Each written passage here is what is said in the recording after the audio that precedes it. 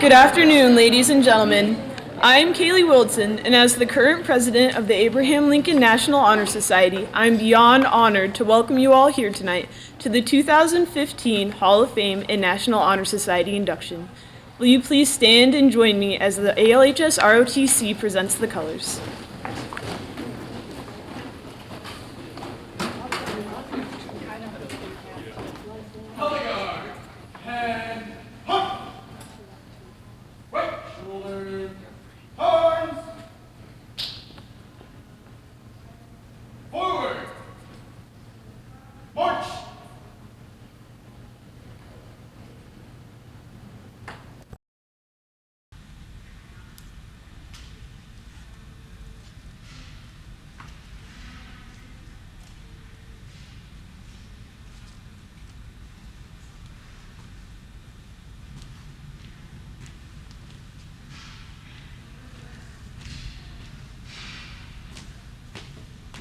Colors, halt! Colors, face! Host!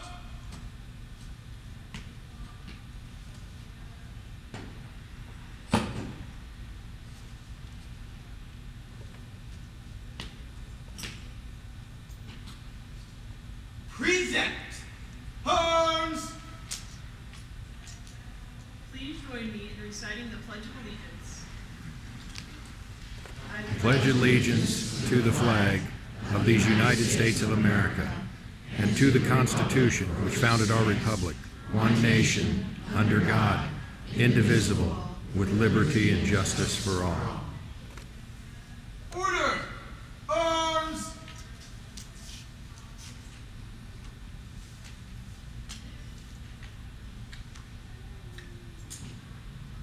Left!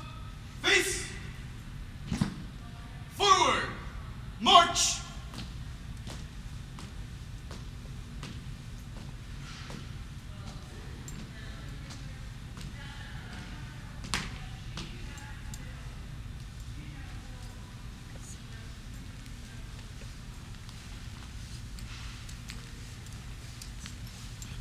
Colors!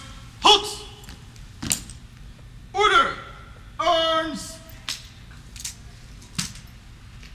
Color guard dismissed!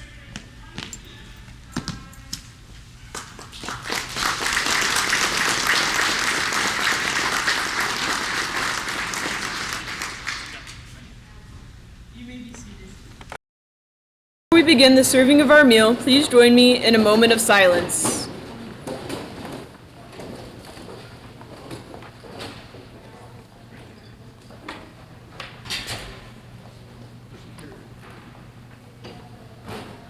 Thank you and enjoy your dinner.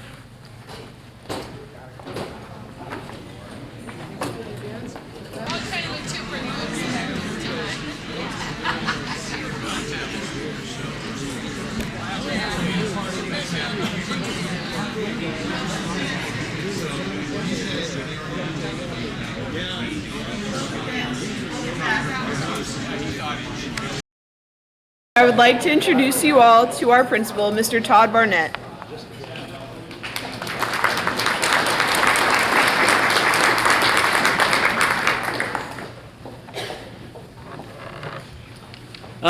It's indeed an honor to have you all here tonight.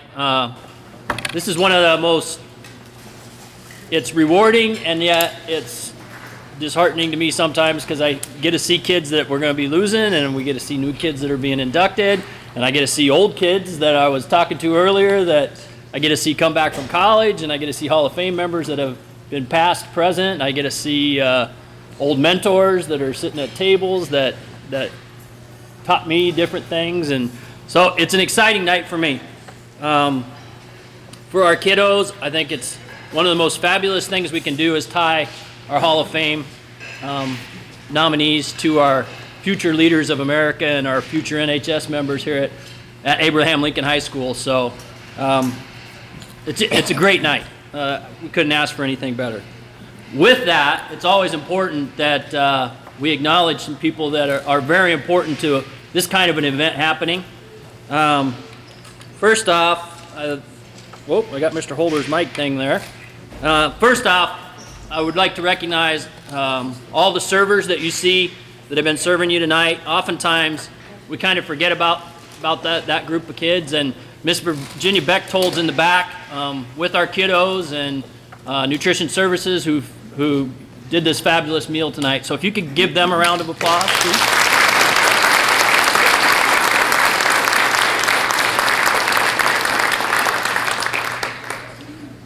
Secondly, we have many members that I want to recognize tonight. First and foremost, our members from the Board of Education, Mr. Bill Grove, Mr. J.J. Harvey, and Dr. Jill Algress.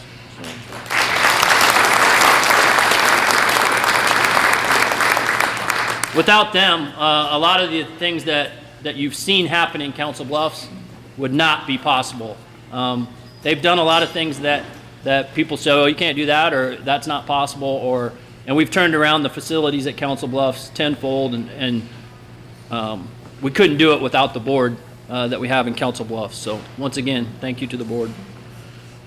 Secondly, I'd like to recognize some administrators from our Educational Service Center. First off, Dr. Martha Bruckner, she's sitting up front, superintendent. Secondly, Dr. Corey Vorthman, our assistant superintendent for teacher and learning. Thirdly, Dr. Marty Shudeck, who's the director of assessment and data management. And she's probably taking pictures, but Miss Diana Ostrowski, she's our chief communications officer here in the district.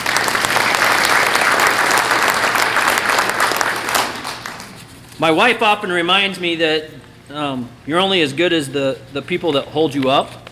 And I have some fabulous people that do that, administrators here at Abraham Lincoln High School. Mr. Jeff Novotny is our assistant principal and athletic director. Mr. Mike McLaughlin, assistant principal. And probably one of the two major players in setting up an event like this, and is invaluable to me, an invaluable resource that we've added as a district to help support principals like me, Mr. Tom Lowndes. He's our school administrative manager.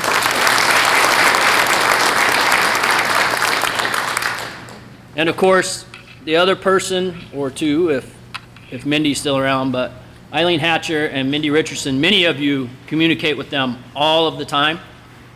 They are the real behind-the-scenes people that really make something like this go. And without them, we would be in a world of hurt. So I'd like to thank them for all that they've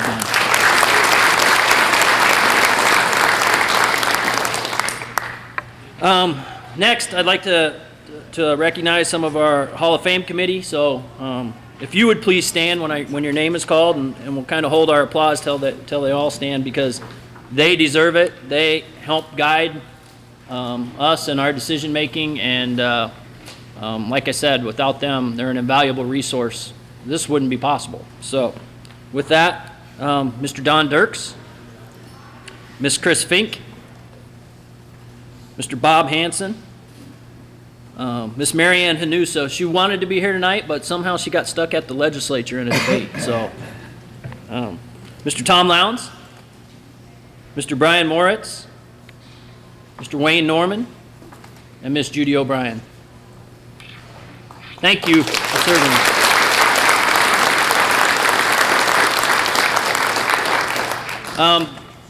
We've always taken pictures and done some things at the Hall of Fame, but tonight's kind of a first in some ways. But I need to mention two people because they're videoing this tonight, and it's something that we'll be able to look forward to in the future about looking at. But Mr. Jack Holder and Mr. Caleb Holder for taking care of the proceedings tonight with pictures and video. And now the real reason that you're all here is not to listen to a building principal or listen to other people talk, but you're really here about the students. We have purposely made this about honoring students and making this a student-led night. So with that, I'm going to turn it over to Ms. Kaylee Willardson.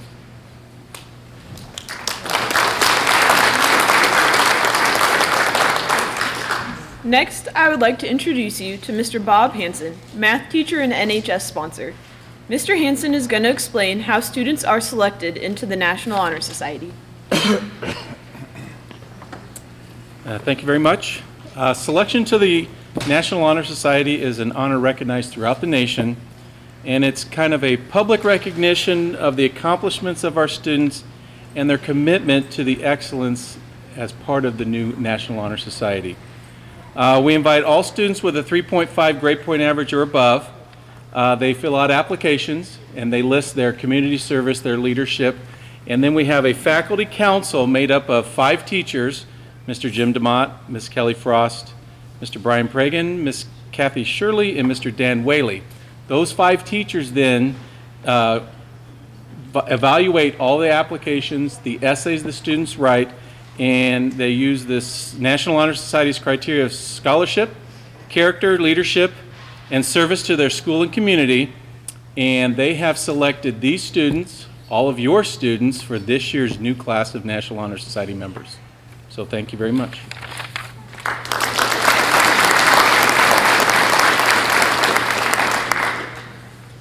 Now I would like to introduce to you Mr. Don Dirks, Hall of Fame Selection Committee member. Mr. Dirks is going to explain how alumni are selected into the Abraham Lincoln High School Alumni Hall of Fame.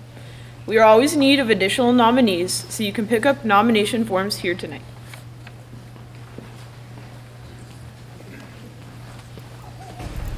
Good evening, and congratulations to both the Hall of Fame inductees as well as the National Honor Society inductees.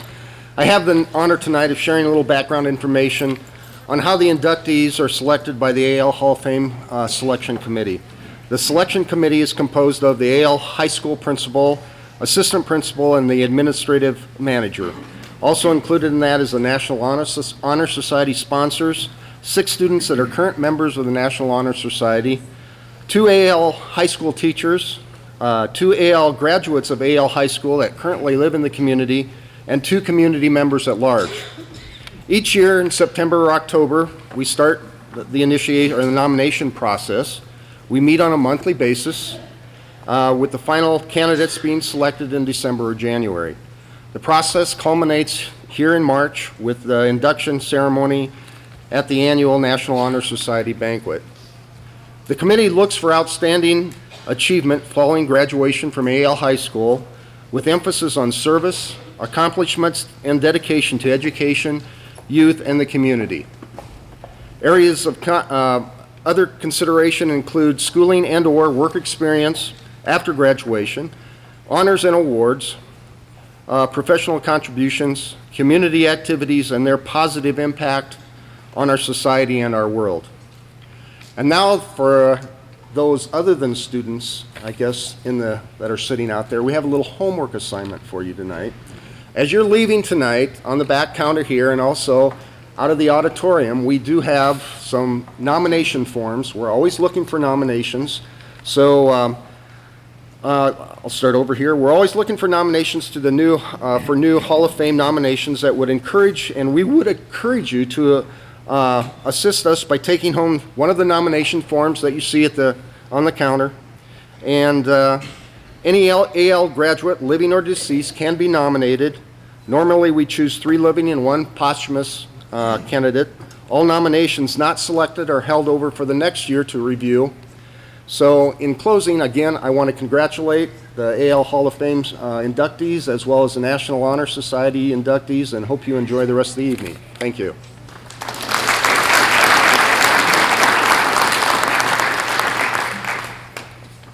Next, I would like to introduce to you Mr. William Bollinger. Mr. Bollinger will speak about the Hall of Fame scholarship opportunities for seniors in the National Honor Society.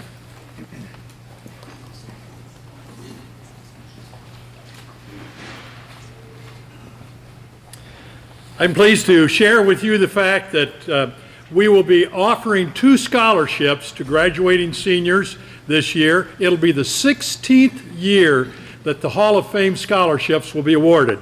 We'll have 2 of them. One of them is a 4-year institution award for $6,000, payable $1,500 a year for the 4 years. And then we're also offering a scholarship to the Iowa Western Community College of $2,000, $1,000 a year for the 2 years. Scholarships are funded through National Honor Society members. Now, don't get nervous. It's after 25 years. And we send about and give them the opportunity, and the people who are going to be in the Hall of Fame get nervous because we'll be asking you for money. And this is how that we fund those things. The money is managed by the Community Education Foundation, so any contributions, of course, are tax deductible. The earnings are then added so that we have more money for our awards. It's been quite interesting. This year we had the first opportunity. We always send letters out to former Hall of Fame members, to the National Honor Society, and this year Mr. Brian Boritz here at school put together the National Honor Society team and assembled 1,600 envelopes, which is a whale. They didn't lick them shut, I don't think. And then we sent those out, and the response to that is how that we have the money to have our scholarships. Again, they go to a senior in each classification, member of the National Honor Society, either a 4-year or the Iowa Western. Applications are submitted through the counselors here at AL, and a selection committee will review them. Members of the Hall of Fame selection committee are Delman Campbell, Alan Fisher, Stan Grote, Larry Notek, Bob Knox, and Ron Seelock, and myself. And Norella Rangel here in the school is part of our team also with the committee. I have had some experience in life, and so I have asked for a disclaimer so I don't have any legal problems. So I have this disclaimer. If any of you here this evening are offended because we did not give you the opportunity to participate in funding these wonderful, far-reaching, life-changing scholarships, please accept the sincere apologies of the committee. However, we will give you the opportunity to experience the warm, fuzzy feeling by contributing to this fund when you realize that you have helped Abraham Lincoln High School students on their educational journeys. So feel free to see any of the committee members, Principal Barnett, or Lorella. Thank you so much. We're so pleased to be part of this and have the opportunity to share in the future.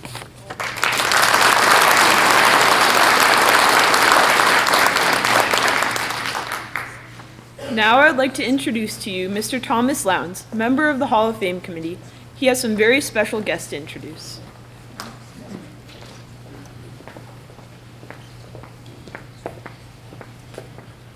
What an honor it's been for me to meet the following 8 people, and how honored I am tonight to introduce you to our new Hall of Fame inductees. We have a student that will present tonight. They did the research for a biography, met our winners, got to meet them personally, write a biography about them, and they will present too. So it's my honor right now to present our Hall of Fame inductees for this year, and the student who has written the biography and will present in the auditorium the history of that individual. First, I'd like to have Leo Cash stand up, and Maddie Petrie had the honor of meeting Mr. Cash. Maddie, would you? No. Leo is a long-time Council Bluffs resident, and I told Leo, I said, I can't remember how many games he umpired in the men's softball leagues that I played. And he looked at me and he says, I retired from umpiring at the age of 82. So, Leo, we're very honored to have you in the Hall of Fame. Thank you.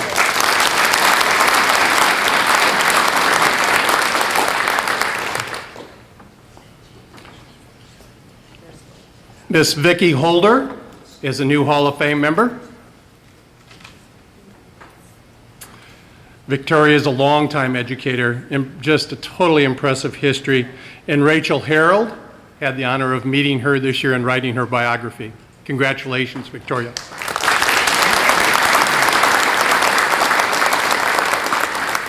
Tony Beck has done nothing but hire teenage kids and bring kids into his businesses. Tony Beck is our next honored Hall of Fame winner. And Allison Sorensen had the pleasure of meeting him and writing his biography.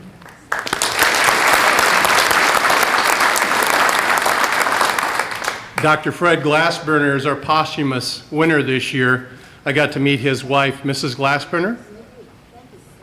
Delightful lady. And Paige Omek had the privilege of writing Dr. Glassburner's biography. Thank you very much. You're welcome. We're also lucky to have our former Hall of Fame members, individuals who have already been inducted. And please stand when your name is called. Mr. William Ballinger, Colonel Ballinger. Lucy Beal Stauffer Graham. Mrs. Lyman Bennett. Ann Fatovich is not here tonight, but she was planning on it. Mr. Stanley Grote. Mr. Robert Knox. Mr. Fred Maher. Mr. Ron Mahoney. Mr. Calvin Peterson. And Mr. Mike Winchester. Congratulations again.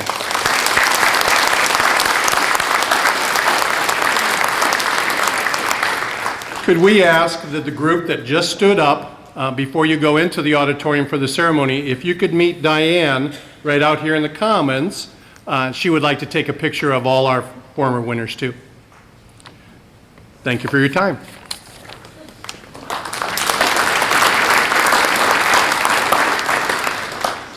Now finally, I would like to introduce you to Dr. Martha Bruckner, Superintendent of the Council Bluffs Community School District.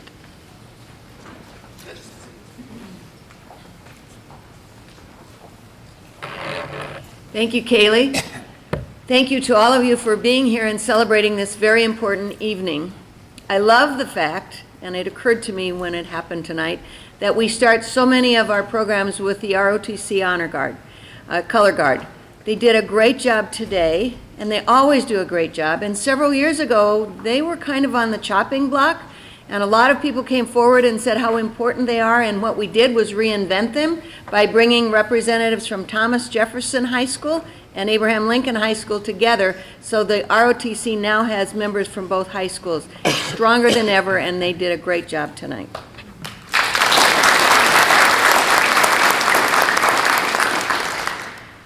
I'm not fooling you when I tell you that I started my day today thinking about you. That's true. I was at a meeting I had to be in another city, and for some reason, the night before, a former high school student from one of our schools who is now living in an adjoining community, he's not in our schools anymore because his family moved, but he asked me about a month ago if he could be my friend on Facebook. Okay? Why would any student want to be my friend on Facebook? I can't figure that out. And I usually just disregard that, but in this case, I knew this young person, and I knew he had some struggles, and so he posted something last night that was inappropriate. Not about me, not about school, just inappropriate. So I wrote him and said, "Hey, Jack," not his real name, I love knowing how you're doing, but I'm surprised and worried by some of your messages. Do you want me to keep watching you on Facebook? And he wrote back, "Hey, yeah, I'm sorry about all that. It's just there's a lot of drama and people are starting stuff and I'm having problems." I wrote back, "You have such great potential. Don't let them pull you down. You're smart, you're a good athlete, you're caring, even though you don't always show it." And he writes, "LOL. I know. Thank you. I really needed that. I've missed a lot of school and I'm failing most of my classes." To which I said, "Gosh, who's your superintendent?" I'm going to put in a call for him. "I can try to get you some help." This is when I started thinking about you. High school is really, really important in opening doors for the future. I mean it. I'm not kidding. How can I help? To which he said, "Honestly, I don't know. My future's getting messed up. I'm not complaining about the school here. It's great, but I've really missed a lot of school and I've been sick." I think he wrote that after I went to bed. So this morning I wrote back, "Morning, Jack. I hope you're on your way to school, a great day at school. You're designing your future by decisions you make. He wrote, yep, just got here, and I said, let me know how the day goes. Okay. So, not wanting to let up, I wrote at the end of the day, how was the day? He said it was a lot better.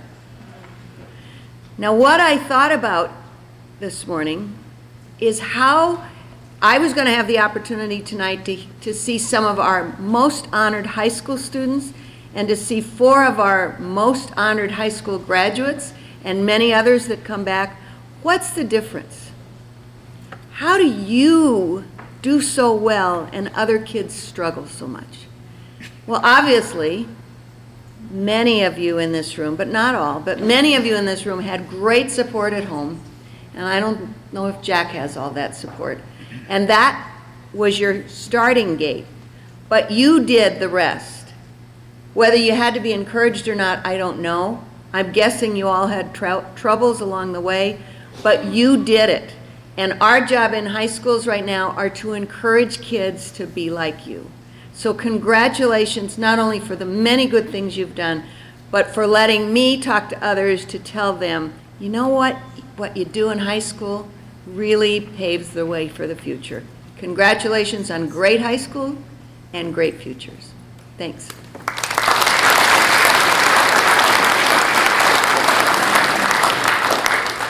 Thank you, Dr. Bruckner. We will now adjourn to the auditorium for the induction ceremony of the new Hall of Fame members and the new National Honor Society members. Good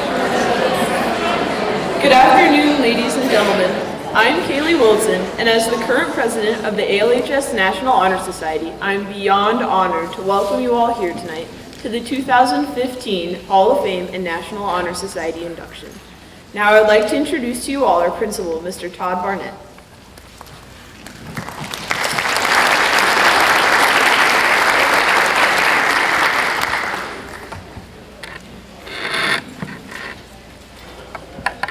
Each time we get to do this, you learn something unique about different individuals, and you learn something unique about our own students, and our own students learn something unique about the outside world. And really, a night like this is to really expose our kids to what are the fabulous opportunities available to them once they leave high school, and that the sky is kind of the limit. The recipients tonight exemplify that the sky is the limit. With each thing that they've done in their careers, a lot of them have been done in helping kids, helping others, and I think the key word that our kids can really focus on is that once they graduate, it really is not what they can do for themselves, but what they can do for others. And I think these recipients tonight exemplify what they have done for others and their community.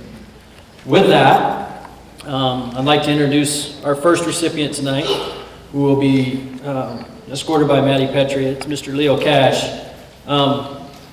Leo is, this is kind of a unique situation and real hard for me, so if my emotions get the best of me, his grandson, one of my former students, when I first started and coached him, and now I've watched that young man grow up, I think really exemplifies and is a good recipient for Leo tonight, and that's August Manns. So if Maddie and August come up, we'll go from there.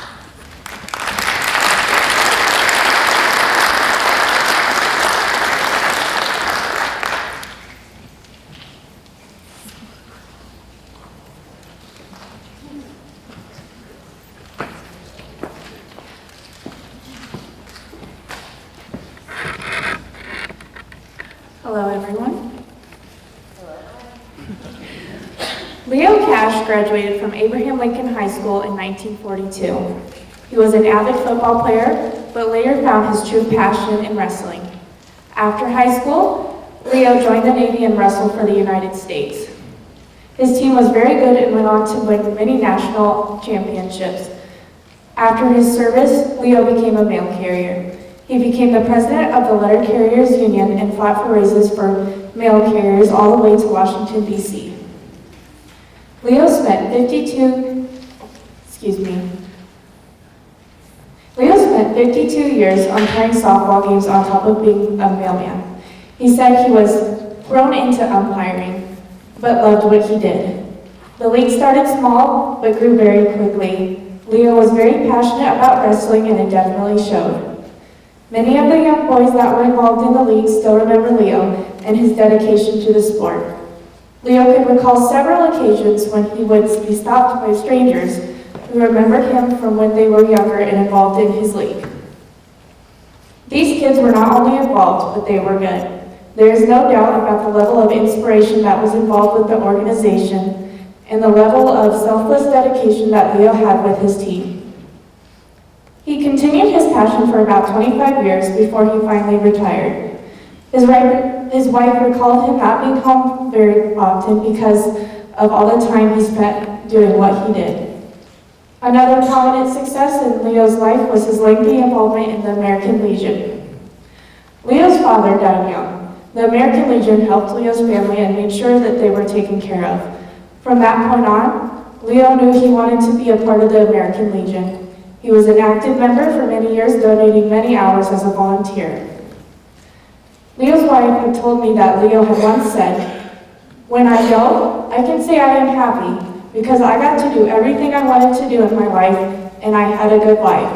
Indeed, Leo had done many wonderful things and has done lots of good for his community and communities around him, which is why today, Leo is undeniably the perfect candidate for the Hall of Fame.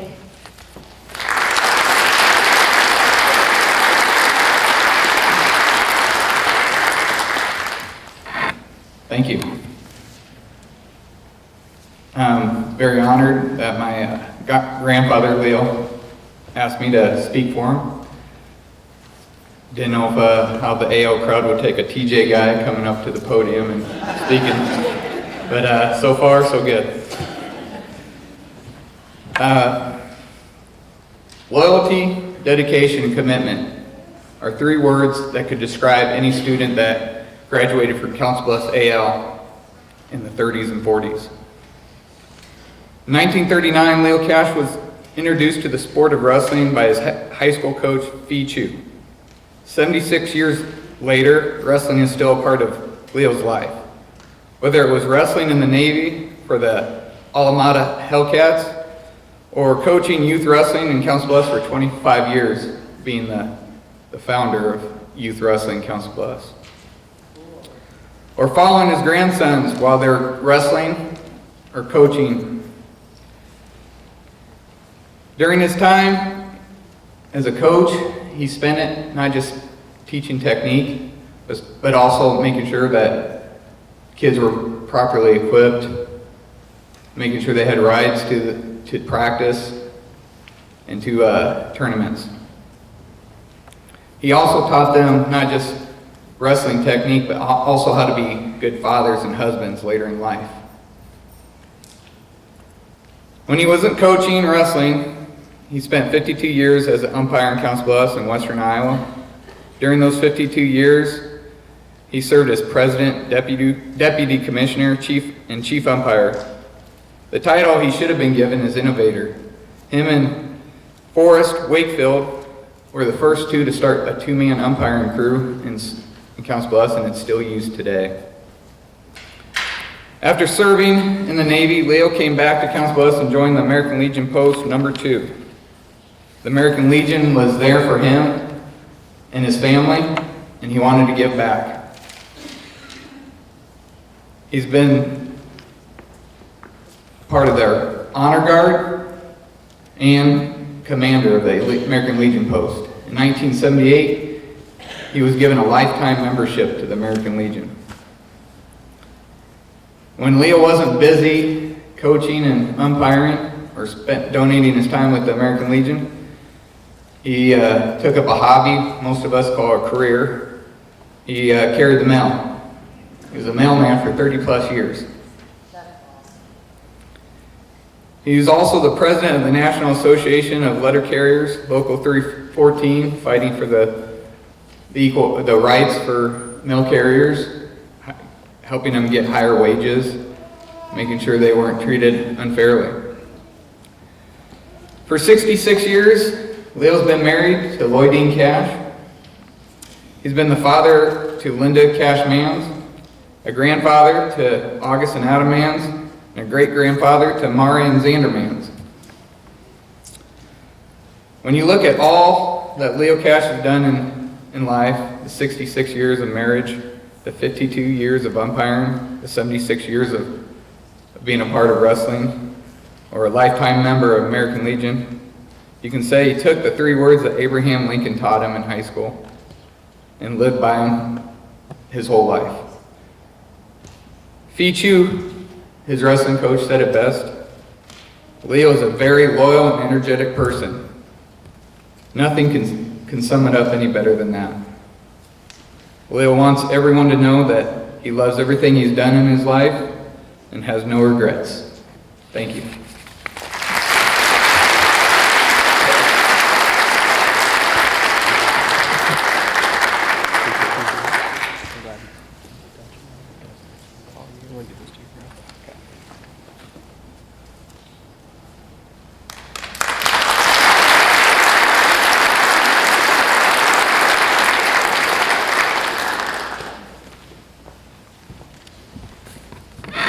Thanks, August. Our next recipient is Miss Victoria Holder, and she will be escorted by Miss Rachel Harrell.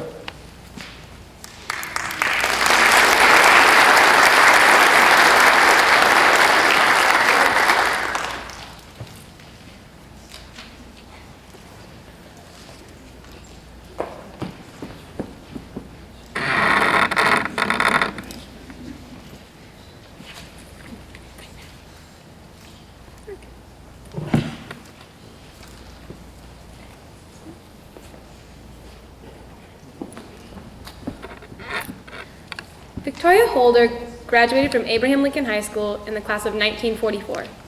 After graduating, she began her education at the University of Iowa for 2 years, and eventually graduated from Omaha University, which is now known as the University of Nebraska at Omaha. And she graduated with a bachelor's degree in psychology and secondary education of English and social studies in 1949. A love of education drove her to gain her master's degree in secondary education from Omaha University in 1953. Ms. Holder had a passion for writing and for learning. This passion created endless opportunities to grow. She took a variety of different English and media classes from the University of Denver, Creighton, University of Iowa, and Iowa State University, in order to expand and enlighten her teaching abilities. While venturing into these learning experiences, she worked at Union Pacific headquarters for 1.5 years to pay for her last 2 years of college classes. This job was the only time she worked that was not in education. When she began her career in education, she worked at West Harrison High School for 1 year in 1950. Ms. Holder began working in Council Bluffs School District in 1951 and educated Council Bluffs students until 1992. She worked in many buildings, including Edison, Wilson, and Abraham Lincoln. Iowa Western Community College became a regional writing sponsor in 1995, and Ms. Holder served annually as a judge to read and critique writings to select a winner. She not only was an advocate for this experience, she eventually became a co-coordinator for the entire regional program. She judged writings, produced publications for award winners, selected winners, created judging teams, and she hosted celebration activities for years. After 10 years of working in sponsorship with this program, Ms. Holder collaborated with Dorothy Brown in writing A Decade of Honored Writing, a collection of writings for Scholastic Writing Award winners of Southwest Iowa. Along with this distinguished award, or distinguished writing, Ms. Holder was awarded the Upsilon State Achievement Award, a professional honor of women educators. Outside of her life in education, Ms. Holder held office in her PEO chapter, volunteered weekly as a friend of the library in the gift shop, and served as a church deacon and elder. She was an immense force in the development of the New Horizon Prayer Shawl Ministry, which knits and gifts over 200 shawls to people in need. After her time as a junior and senior high school educator, Ms. Holder spent time working as a volunteer in local kindergarten classrooms.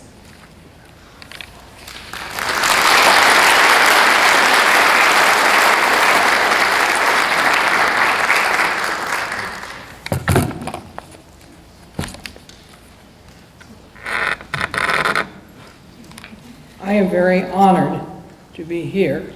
It is certainly something I would have never expected in my life, believe me. It was a great surprise, but a surprise that was brought about by quite a number of dear friends who saw to it that my application was turned into the Hall of Fame. Now, what's a bit funny is that while a teacher here at AL, guess what committee I was on, and guess what committee I got to vote on quite a number of people who are now in the Hall of Fame. There's a bit of trivia about the Hall of Fame. I started school in January. We did that in Council Bluffs for quite a number of years. My kindergarten class was probably, I think, maybe 14 or 15, I'm not sure. I remember some names, but Dr. Saul Cutler, who is a member of the Hall of Fame, was in my kindergarten class. Out of that very small class, it's kind of unique that 2 people came out of it. However, to add to it, another member of the class who was not in the Hall of Fame, but I believe this last year, he was here to receive his wife's honor, and that was, his name is Mr. Drennan. So that was a 3rd person from that same kindergarten. So that was kind of trivia. Yes, I'm a product of the Council Bluffs schools. I thought I had a pretty good education. I didn't know that I'd ever end up becoming a teacher, but I decided after all my, I think every course in psychology that they offered at the university, I had taken, but I didn't think that was going to be a very practical living. And it's a good thing I had that secondary education endorsement, because that's where I ended up in secondary education for 43 years, I believe it is. One of the things that I found out about the strength of the Council Bluffs system, when I was state president of our Delta Kappa Gamma Society, which is an international educators women's society, and there are several members in the audience tonight who belong to that, I got to travel for 2 years. This I did a couple of years after I retired from AL. I got to travel all over Iowa. And among my things that are out on display is a map that a good friend made that showed all of my board members at the time that I was on that. But one of the fun things to do when I went to all of these different towns where we had chapters, I so often had people say, "Now where are you from?" And I would say, "Council Bluffs." And you would be surprised how many times I had teachers and administrators say to me, "They're doing good things over there," which I thought was a wonderful compliment to give to the Council Bluffs school system. I'm not a public speaker. I think my thoughts out. I've been thinking of them since, I think, in December. But I can't write a speech. I just have to talk to you. I guess that's the way I talked with a lot of kids over the years. Let me tell you another little trivia. I met Rachel Harold on the phone.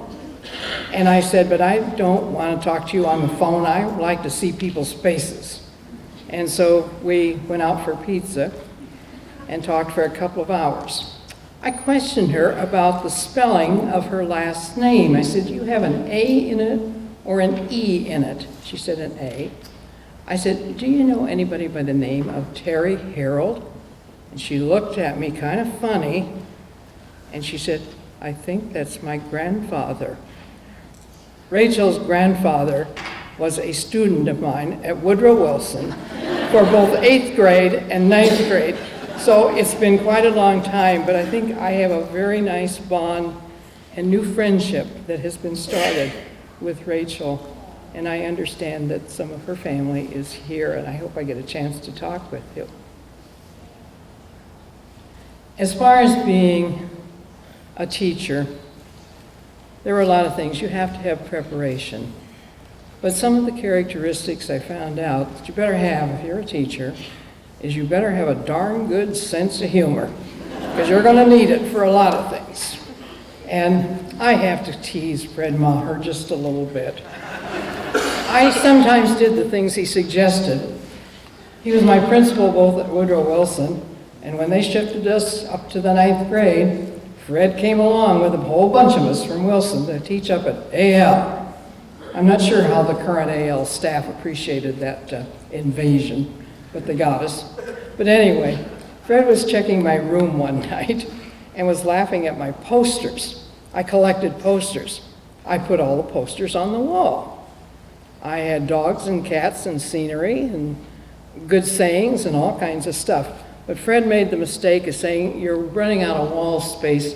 You're going to have to put them on the ceiling." I think you know the rest of the story. The next day, they went on the ceiling. And Fred did have to see that later. But those were good times. I spent 24 years, I think, down at Wilson. And in this audience are 5 members of the same English class that I had at Wilson. Several of them have become teachers, but they honor me by being here. When I came to AL, I knew quite a few people from the system, and it seems like there were more teachers than there were rooms here at AL, which meant because I was on the new bunch, I didn't get a room. But I was assigned to Mrs. Jean Reagan, and she's here tonight because she has become a very, very dear friend. She's a member of our Delta Kappa Gamma organization, as well as I think a couple of those former students that are here tonight are also members. And I didn't know Judy O'Brien was back in California, so hi, Judy. I had a very interesting time, really, at AL. I met a lot of wonderful students. Many of them have become some very close associates of mine in one way or another. It was a good time. One of the things when I saw the color guard come in tonight to do their opening, I said, well, gee, that's one of the things. Now, we had ROTC at Abraham Lincoln when I graduated. It was an Army thing, and as I recall, it was practically mandatory that every male student had to be in ROTC. I was here during World War II, but one of the very sad things was that we had students graduate in January or September. The next week they were in uniform, and it wasn't long that you heard they'd gone overseas. I can remember 2 students in particular who never came back to the United States. Those were sad times. Now, those of you who know me know I love to knit. I love to do crafts, but I do a lot of knitting. I actually learned to knit when I was here at AL, and I guess that was quite a benefit. They wanted us to make some kind of blankets or afghans for servicemen. And so we learned to knit to make those things. That's paid off for quite a few years in my life. It's been something that I have done all my life, and I make very good use of it today with the church organization I belong to. And we've made over 2,000 blankets or afghans for people in our community. I hope some of you have received them.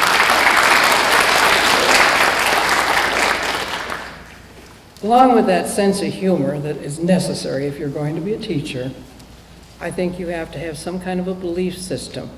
I don't tell you what belief system it has to be, but have some kind of a belief system. You need it. Another thing you must have is a dedication to the thing that you have chosen, mine being education. I have belonged to a number of educational groups. They were a benefit. Whatever you choose to do in life, I hope you find some organization that you can be a part of. And if you're going to be a part of an organization, don't just pay your dues, but be an attender and give something back to that organization. You'll pay for it in many ways, but you're going to receive so many benefits when you do those things. My passions, I love to travel. I am probably the only person in the world who has not been to Hawaii or Florida, but I have been to every other state. I have traveled fairly extensively in Canada. A lot of this is due to the participation in Delta Kappa Gamma, and I've gotten to meet so many educators all over the country. It was particularly fun to travel with Canadians because I learned a lot about the Canadian school system. But as I say, here in Iowa, I learned a lot about education in Iowa, which is, I think, still very, very good. As I said, I'm not a public speaker. I just like to talk to people. But I am so honored to be here. And by the way, I even served on the Hall of Fame committee, as I probably told you before. But what an honor to have, over the years, first as a faculty member and later as a community member, been able to work with the Hall of Fame and know what a wonderful institution it has become. I want to recognize Chris Fink and the late Orville Miller, who were here when a suggestion was made, something needed to be done special at AL. And they, with the National Honor Society, saw these young people develop this thing which has become the AL Hall of Fame. Thanks to those people. I also want to do one other thing. And I've met so many wonderful teachers in my career here in Council Bluffs and in other places all around the country. But 4 educators that I want to mention as being people that I enjoyed in my life. One would be Orville Miller, and he taught a Sunday school class just like he taught his math classes. Asked questions that could never be answered with yes or no, but required very detailed answers to give something significant back to the world.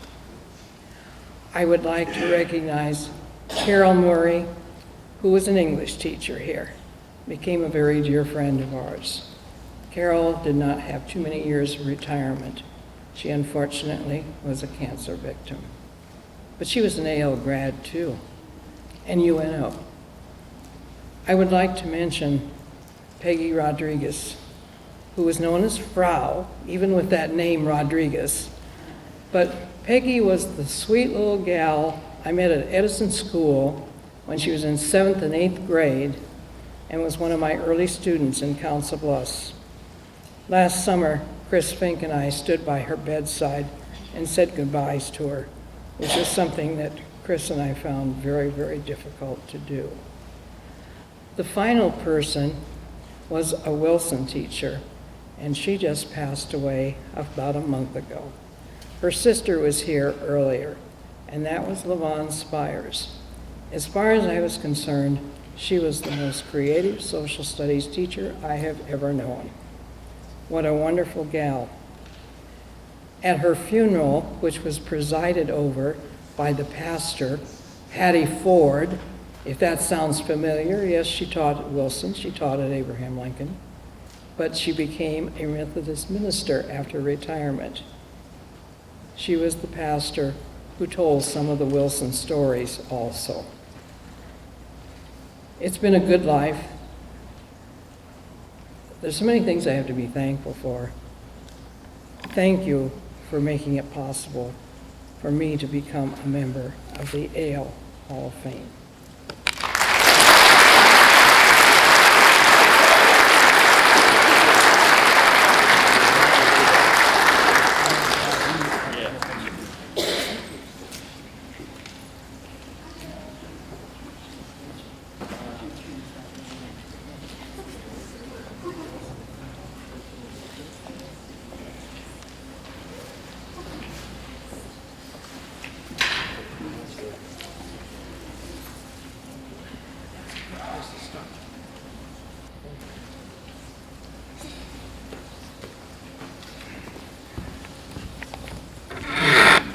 I'm not a very good public speaker either, so we're going to get to our 3rd recipient here in a second. I see Mr. Waller in the back, and he's often commenting on my need to improve on public speaking, and I think some of our students would probably agree with that. So,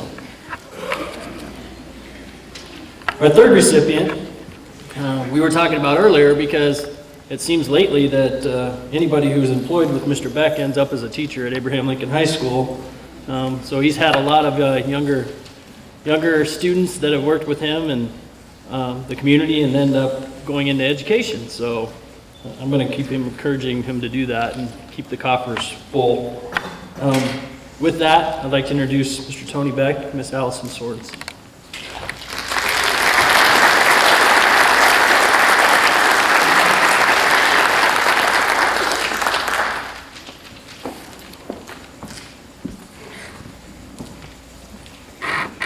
After graduating from Abraham Lincoln High School in 1978, Tony Beck served a full-time mission in Italy for his church.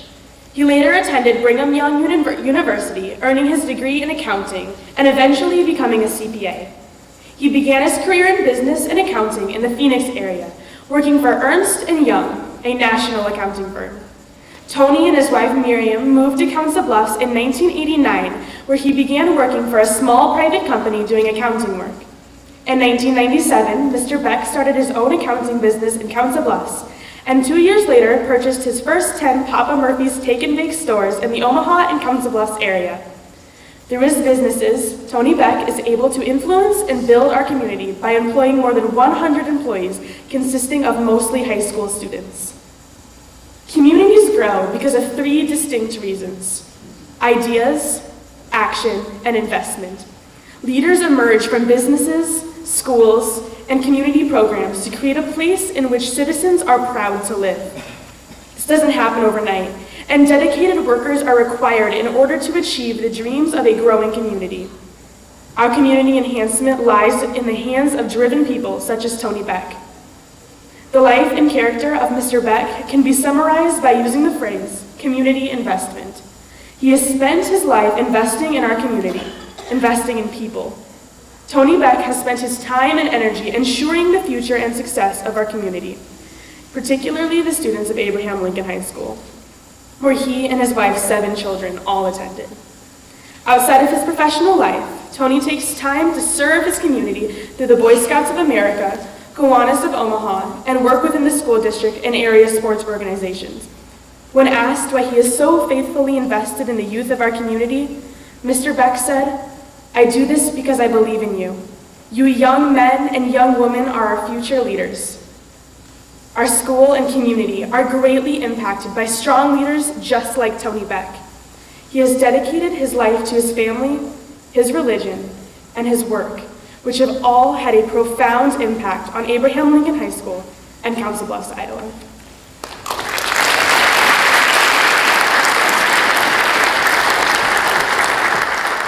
Thank you. Now I know what it's like to attend my own funeral.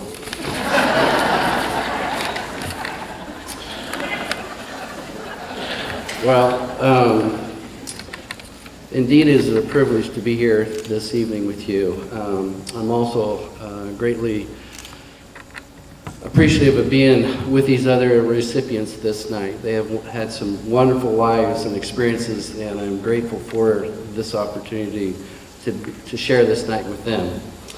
The second is I'd like to thank the Hall of Fame Committee. I know they take this process very seriously, and so I'm greatly honored and humbled that they have chosen me to be a part of this. The third group of people I'd like to thank are my family, my parents, my mother-in-law, my kids, their spouses, and most important of all, my good wife. We've been married for 32 years. She's my rock, she's my strength, she's my rah-rah person. She's the one that keeps me going. And lastly, all my former employees. There's a number of them here tonight. I am so proud of them, and as Mr. Barnett mentioned, there are several that are working here at AL. Who would have guessed, you know? So thank you for that. It truly is an honor. As stated, I have 7 kids, and this is the first year that we have not been part of AL. We've been doing this for 15 years straight, and this was a kind of a really hard year because we didn't have a kid here. Mrs. Shelberg Melanie Schelberg, is I used to give her a hard time that the day our last kid would graduate, I really wanted a brick, just to put on the school saying, the Beck family. So I guess instead of a brick, I got a picture. So it's truly an honor. As stated by Alcinus, I only spent 9 months here at AL, and so most people didn't even know I graduated from here. And one day when I was speaking at a baccalaureate, I mentioned that I was an alumni from AL, and all of a sudden many of the parents couldn't believe that I was an alumni, so they all went back to their yearbooks and tried to find me, and the only picture they could find was that of me in the National Honor Society. So how fitting that is to this evening. So many of you are wondering why somebody who went to AL for only 9 months is getting inducted into the Hall of Fame. Well, it just goes to prove it's not what you do in school, it's what you do afterwards. And I have a passion for our young men, young women. My whole entire life has been devoted to working with kids, either through my church, through the Boy Scouts, or now in my employment. And it's truly an honor to work with these young men and young women and helping them to grow and become adults in their life and achieve their objectives. I always tell my kids, and I'm a preacher, I'm a talker, I'm a lecturer, but one of the things I always tell my kids is when they get involved in events, is you can either go through that event by just coasting or putting your whole entire soul into it. And if you do that, the rewards will be tremendous. And that kind of goes along the kind of lines of good, better, and best. You young men and women, you can come to high school, as Dr. Bruckner mentioned, okay? That is way better than not being in school. Way better.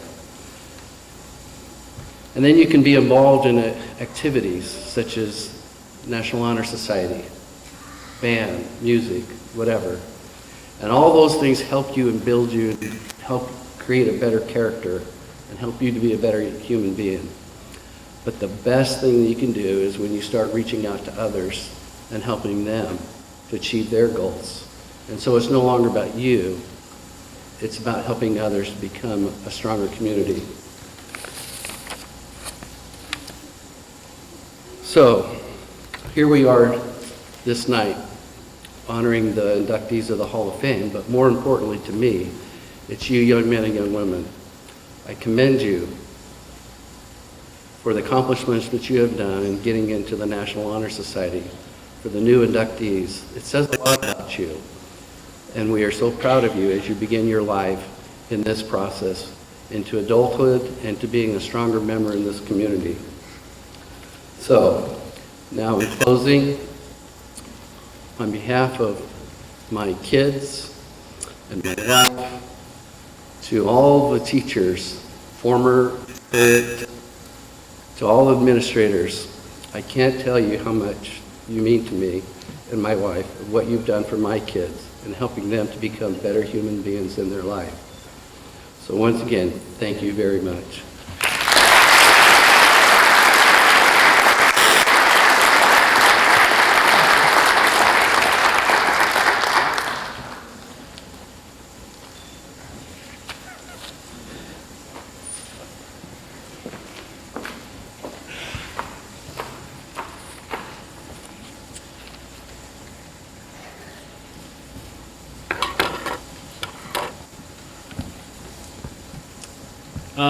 Every night we do this, there's always themes that emerge, and I kind of talked about the sky being the limit and some different things like that. But I think probably the biggest one is you hear how much people are glad, even in receiving honor, that they give back to the community, and how important it is that the community helps make people, helps develop character. So I think that's something that's great for our inductees and our current National Honor Society members to remember. Our last candidate tonight is Fred Glassberger. His wife Norma is here tonight, along with relatives. Paige Olmec is gonna talk a lot about Fred, and then we're gonna take the wireless mic, which we wouldn't have had about 20 years ago or 15 years ago, and we're actually gonna let Norma talk after Paige. So.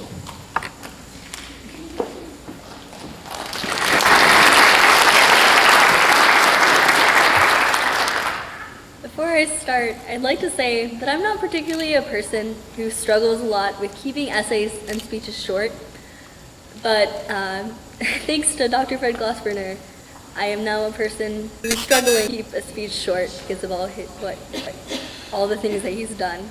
So here we go. Fred Glassburner graduated from Abraham Lincoln High School in 1933. Dr. Glassburner then went on to earn bachelor's and master's degrees, as well as a PhD. He attended Iowa State, the University of Iowa, and George Peabody College for Teachers, with emphasis on psychology, music, and education.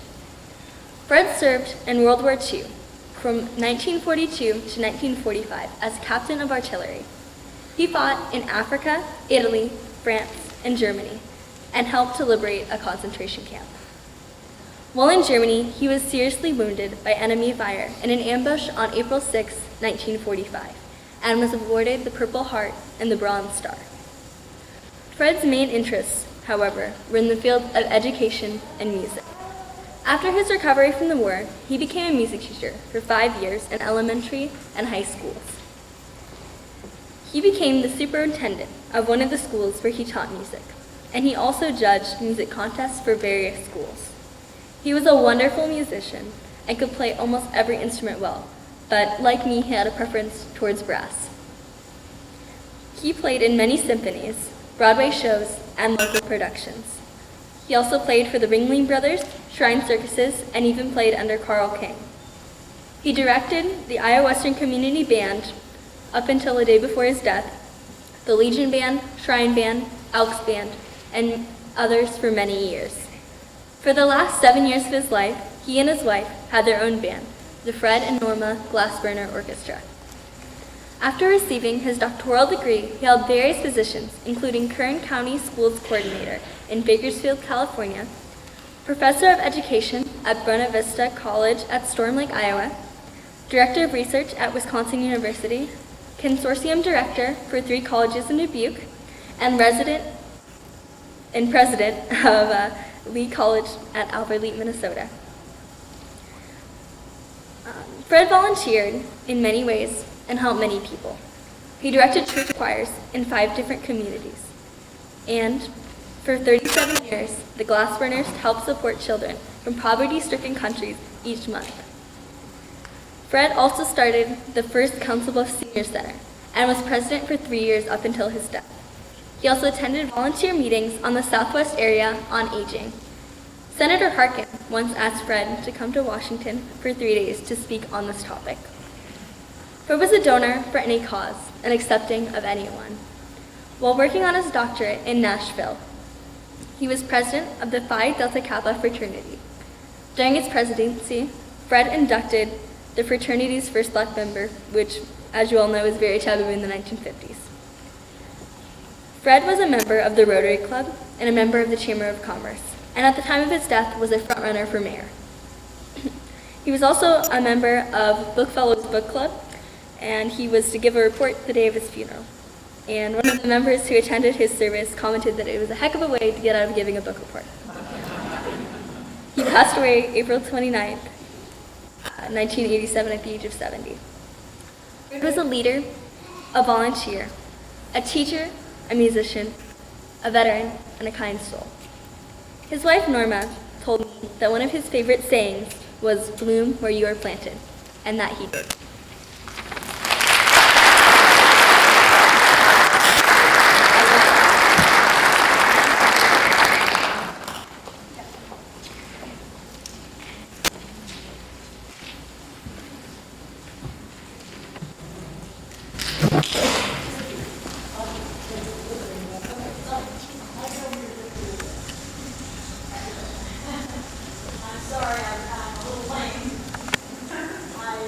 Broke my back, Then I had a knee replacement, so right now it's a little hard for me to climb those stairs. So what I'll do is I'll just talk to you right there from here.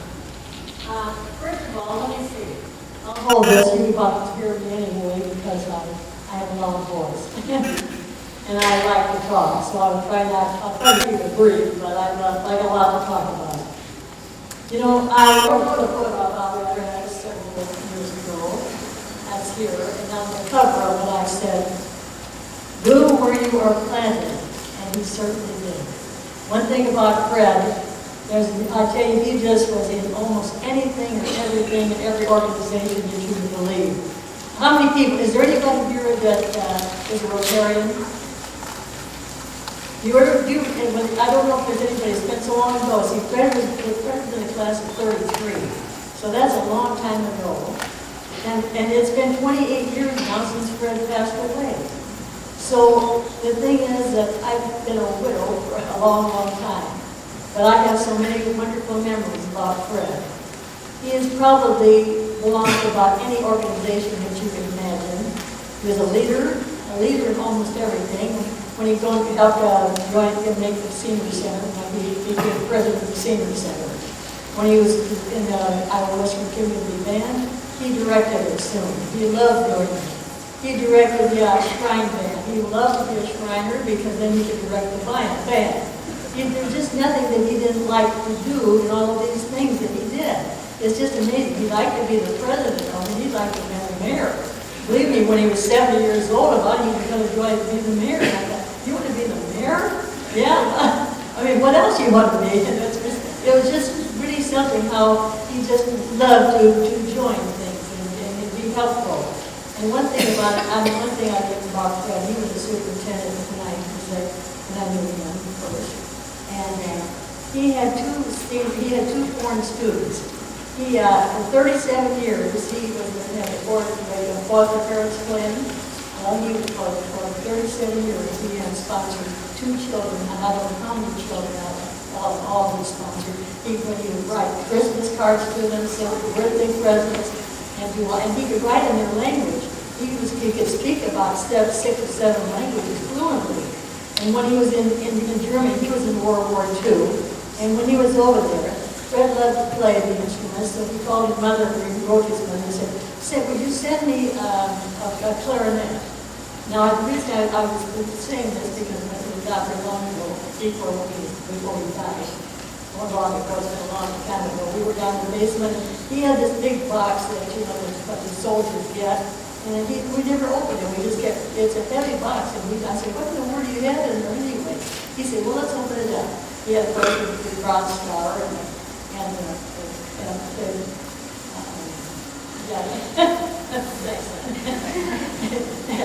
purple heart. But also he had a bunch of reeds in there that he was playing instruments with. And these reeds, I said, Fred, we get all these reeds in here for. He said, well, I said, Mom, would you send me a clarinet? So he said, when I'm in the tank, I could sit in the tank and play. And he said, it's the smallest instrument I could think of that he could put in the tank. So that's what he did. He would practice. And it didn't matter where. Then when he was telling me about it, I said, well, Fred, how did you get wounded in the war anyway?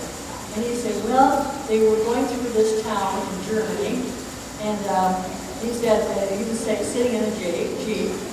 And all of a sudden, they thought this town had been evacuated from Germans, but suddenly the shots came from every direction. He was in a Jeep, but he said he fell to the ground, and then one of them stayed in his head. He had a bullet in his head. I had the same bullet when he died. But also he was hit right in the jaw, and it took only part of his jaw and part of his shoulder and his neck. So he was lying there, and he said that a German came up to him while he was lying there and said, you want me to put you out of your misery? And brother-in-law Fred said, no, but evidently he must have said nice somehow. Anyway, so the German just walked away, and I thought, hey, well, how lucky it was that how lucky for me that the German just walked away. Well, as he was there in the middle of the road, he said, the cars were whizzing by, and he says, I thought sure I was going to get run over, probably I got to get out of it. He knew he had to get there, but he couldn't even scooch himself over to the side of the road. When he got to the side of the road, he he looked up and he saw a building, he said it was burning. And he felt that this building was going to fall on him. So he thought, oh, you know, he could see that there was a door that was open someplace to a barn. And it was attached to a house, but it just in those days, some of the barns are attached to houses. And he went into this barn, scooched himself into this barn, so that he could get out of the way. And then when he was in there, this couple that lived there came out and shut the barn's doors and closed them. And then he was in there in the dark, and he thought, well, now I'm really doomed because I didn't think he'd ever be able to get out of there. But the only thing is, there were a lot of shots were going on for hours and hours. And he said, he thought this is the end. And he said, all I could think of was it's going to be awfully hard on Mother. Well, the only thing is that after the shots were all over, suddenly somebody was opening the barn doors. He thought it was Germans that started to sprout at first. And when he was, it happened to be, he didn't say anything, but it happened to be Americans. And one of them walked up and looked at him and they said, my God, it's a captain. And they picked him up and they said, oh, he'll never make it. They'd say they would took him, put him over a tank and drove him to the hospital near when they could. And they ended up doing some plastic surgery on his body and he survived. And I'm so glad that he survived. And then, but after, then, of course, I could go on and on about all the things that Fred's done. Since he got, when he was just barely well enough, he had a choir in this one town where he was being treated. And the only thing is that he bought all the rolls for the car, and he told the minister, don't tell anybody that I got to contribute with them. And he kept on with these two young men, and I was thinking of going to foster parents plan for 37 years. And before I married Fred and after I married him, and he wrote letters to those kids every month. And he sent them presents for their birthdays and for Christmas. And I mean, he was just one of those types of people that just loved people. He really did. And so I thought to myself, boy, if I could tell you, I could tell you a million things about Fred, because he was really quite a special person. I don't know, I know probably too long, but it's sometimes hard not to, because I just want to tell you so much about him. I think he joined one of the organization I can remember. He was director of the Shrine Band, he directed the Iowa Western Band. He was president of the Senior Center for 3 years. He was when he died, we were going to play a dance job when he died. He had this, he was writing it down, and he said, we're going to play for a wedding dance. But I said, honey, I'm going to get down to the Y and swim. He said, wait, I'll go with you. And I said, okay. So he went down with me and we went swimming. He swam some laps and so on. And I said, well, he said, well, I'm going to get out there. So I said, come on, I'll get you outside. When I went outside, there was an ambulance out there. And I said, somebody must have got hurt. And they said it was my husband. He died in the shower. So that happened so fast, you know. And of course, I was stunned. I just couldn't believe it. So then I had to go and cancel all these dance jobs that we had booked. I was singing with the band, and I had been singing for a number of different bands. And with Fred, it was wonderful because we could join the same thing. We were both musicians, and we were both educators. I was a teacher, and I'll tell you, we just had everything so much in common. So I'm so lucky. I had a really wonderful partner. Well, I'm going to cut it off now, but I just wanted to tell you, thank you for coming. Thank you for this celebration. Thank you for this honor, the honor that you've done for my husband and all these other people that are so wonderful, and to all of you. And I really appreciate it. I feel good about it. Thank you so much.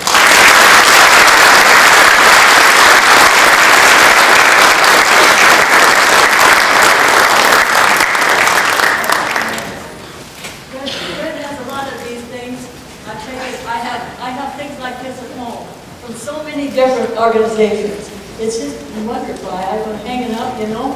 I just can't believe it. I mean, we have Fred and I from 1933. We have Lincoln High School Alumni Hall of Fame, March 12, 2015. That's beautiful. Thank you so much.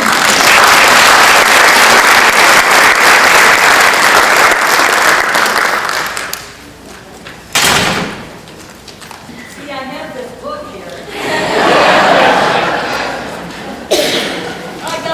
I got pictures you couldn't believe. Thank you so much. You'll never guess who the first people I met coming in tonight were, but it was Norma and her family, and the first thing they tell her as she's talking to me is 5 minutes. I told you, he said 5 minutes. I said, how can I reach stop in 5 minutes? I'm sorry it took so long, but then.